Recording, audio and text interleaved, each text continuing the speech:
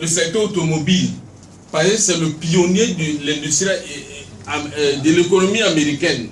Et l'automobile était en faillite. Moi, Obama, je vais laisser l'automobile mourir et voir des millions d'Américains dans la rue. J'ai pris l'argent du budget fédéral pour injecter dedans. Ça a été là le débat à la présidence américaine. Et Obama n'a pas, Sarkozy a fait la même chose. J'ai pris l'argent du gouvernement français pour mettre dans les banques françaises qui étaient en faillite. Les banques françaises étaient en faillite suite à comment on appelle, la crise financière américaine. Alors comment se fait-il qu'en Afrique, en Côte d'Ivoire, nos entreprises sont en vue, on dit non, il faut privatiser. Pourquoi les États n'ont pas pris l'industrie automobile pour donner aux Japonais ou aux Chinois? Pourquoi ils ont mis l'argent du budget fédéral? Ils auraient pu privatiser aussi. Parce qu'ils étaient en faillite. Les banques américaines, les banques européennes étaient en faillite. Pourquoi ils n'ont pas privatisé ça? Pour vendre aux Qatari ou bien aux Émirats Arabes Unis. Ils ont l'argent pour acheter. Pourquoi ils ont mis l'argent de gouvernement? Alors quand c'est pour nous, on dit non, il faut privatiser. Il faut privatiser, parce qu'ils sont en faillite. Voilà les problèmes. Là-bas, on fait partie, ceux qui ont mis en faillite, parfois on les met en prison. Et puis les États prennent ça en charge. Et pour garder un peu la souveraineté et la chose sur ces structures-là. Quand c'est en Afrique, on dit de privatiser. Voilà un ensemble d'enjeux. Donc, je ne connais pas d'État libéral au monde. Je n'en connais pas. Dites-le moi, je n'en connais pas. Voilà. Deuxièmement, la question de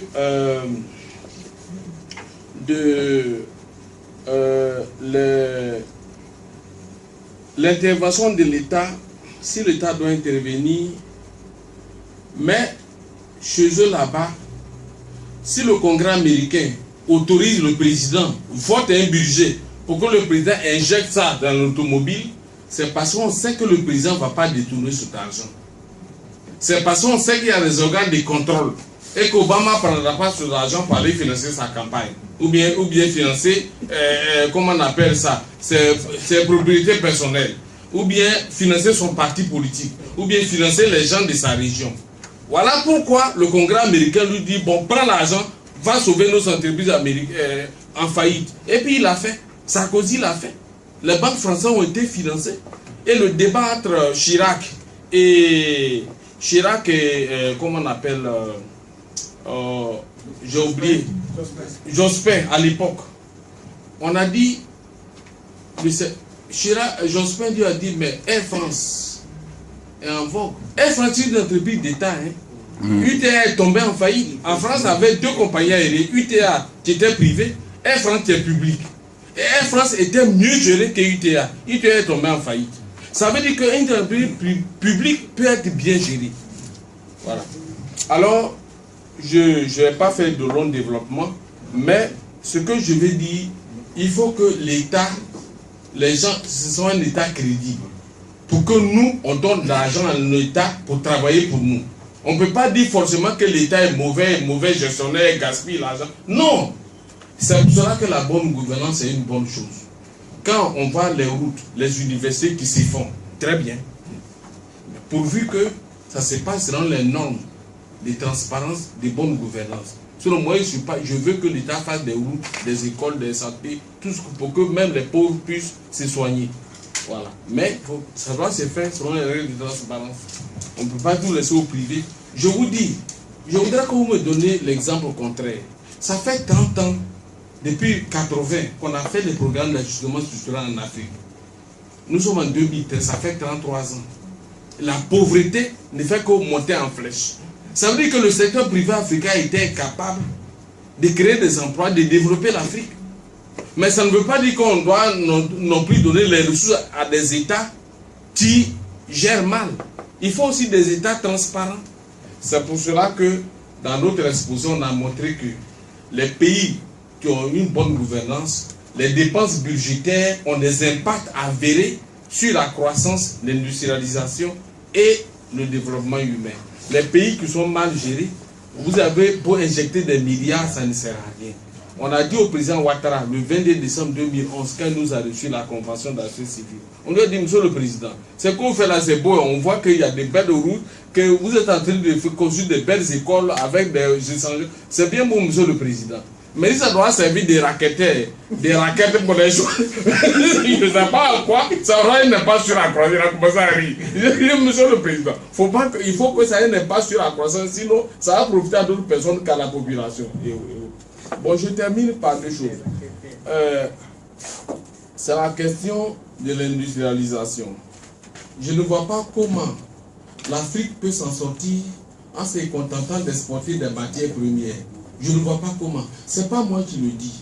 C'est le dernier congrès des économistes africains réunis à Dakar, dont j'ai eu l'honneur d'être rapporteur. Voilà, on a été clair. On ne peut pas être émergent, on ne peut pas sauver l'Afrique par l'exportation des matières premières.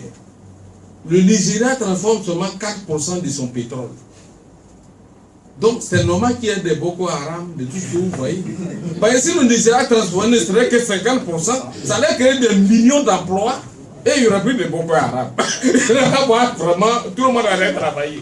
Mais 4% seulement transformés. Donc tout le reste est exporté. Ça c'est un problème sérieux.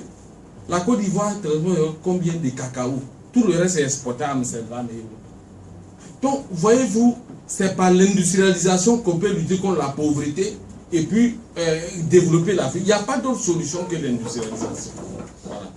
Donc l'économie du troisième des services, on va y arriver, mais ça passe d'abord par l'industrialisation.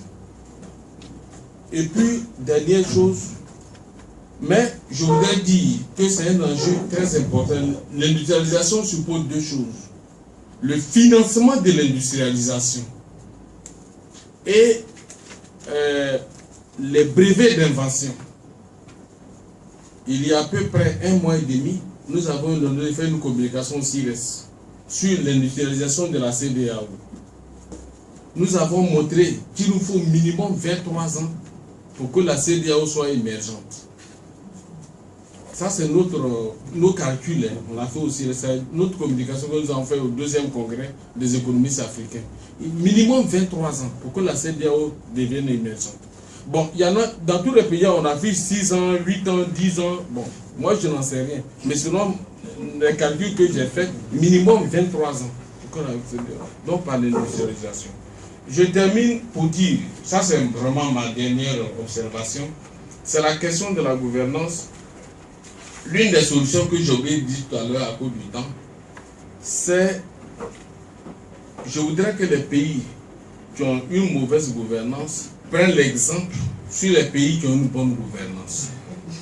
Vous voyez, toutes les études que j'ai eu l'occasion de faire, toutes les communications, je ne prends jamais d'exemple européen ou asiatique. Je prends toujours entre nous pays africains pour voir ceux qui se débrouillent mieux que les autres. Et je demande aux autres de s'appuyer, de prendre l'exemple sur ceux qui se débrouillent le mieux. C'est comme ça que je fais des choses.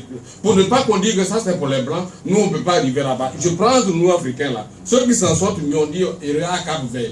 Il faut regarder Botswana, île Maurice. Ils ont la même chose que nous, mais eux, au moins ils on n'a qu'à faire comme eux. Voilà comment moi je procède. Voilà. Donc, je voudrais qu'on fasse comme eux. Et là, dans tous ces pays que je viens de citer, vous verrez que il y a une espèce, je ne dirais pas de complicité, mais il y a une espèce d'entente, de complémentarité entre l'État et la société civile. Dans les autres pays où la gouvernance n'est pas bonne, l'État a pour ennemi numéro 1 la société civile.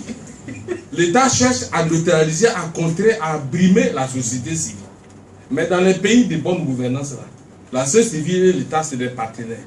Il n'y a pas d'animosité. Mais dans les pays où l'État se méfie de la société civile. Donc on crée des trucs factices, on paralyse la société, on combat la société civile. Et ça, c'est un mauvais esprit. Et quand les bailleurs de fonds, les partenaires ont toutes ces informations, ils notent mal le pays. Donc voilà un ensemble de choses. Ils ont toutes les informations sur ce qui arrive à la convention de la société civile ivoirienne pour prendre le cas de la Côte d'Ivoire. Ils ont toutes les informations.